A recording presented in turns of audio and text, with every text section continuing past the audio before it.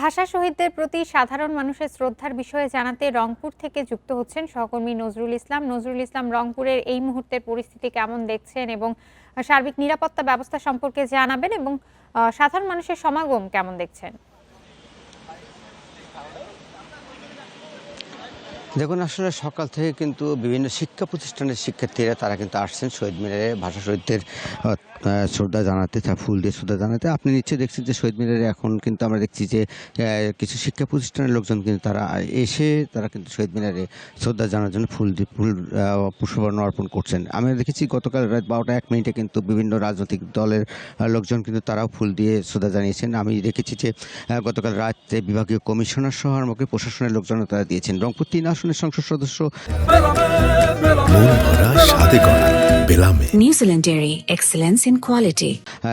মাহবুবুর রহমান বেলাল তিনিও কিন্তু জামাত ইসলামের পক্ষ থেকে তারা কিন্তু ফুল দিয়ে শ্রদ্ধা জানিয়েছেন। আপনি নিশ্চয় জানেন যে সকাল থেকে কিন্তু বিভিন্ন অর্থাৎ কর্মসূচি হাতে নিয়েছেন যে জেলা প্রশাসক। তিনি বলছেন যে সারাদিনব্যাপী কিন্তু এই কর্মসূচি তারা পালন করবেন। অর্থাৎ তারা বলছেন যে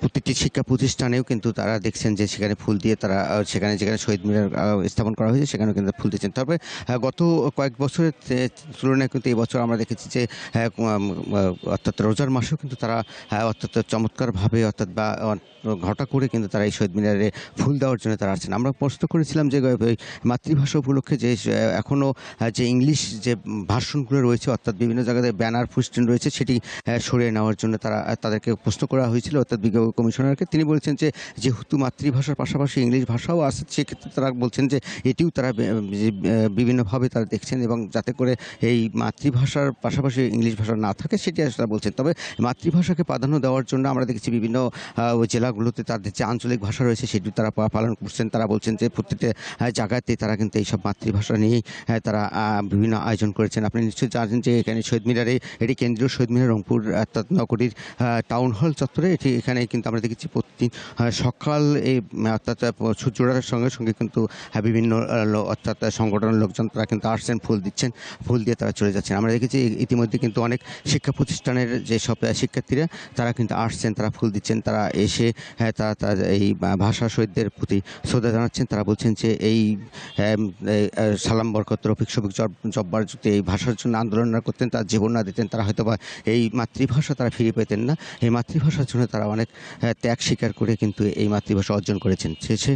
সেই হিসেবেই কিন্তু তারা আসছেন শহীদদের প্রতি শ্রদ্ধা জানাতে এবং ফুল দিয়ে শ্রদ্ধা জানাতে তারা আসছেন। তবে শহীদ মিনারে আমরা দেখেছি যে সকাল থেকে কিন্তু মানুষের যে ভিড় সেটি কিন্তু চোখে পড়ার মতো নয়, কিন্তু বেলা বাড়ার সঙ্গে সঙ্গে হয়তো বা তারা আসবেন কর্মসূচি পালন করার জন্য শহীদ মিনারে ফুল দেওয়ার জন্য। আসলে এটি কিন্তু রংপুর শহীদ মিনারের কেন্দ্রীয় শহীদ মিনারে কিন্তু এই ফুল দিচ্ছেন। রংপুরের 8টি জেলাতে এবং 8টি উপজেলাতে কিন্তু আমরা দেখেছি যে বিভিন্ন উপজেলাতে যেসব শহীদ মিনার রয়েছে সেই সব মিনারে কিন্তু এই ফুল দিয়ে শ্রদ্ধা জানাচ্ছেন ভাষা শহীদদের প্রতি।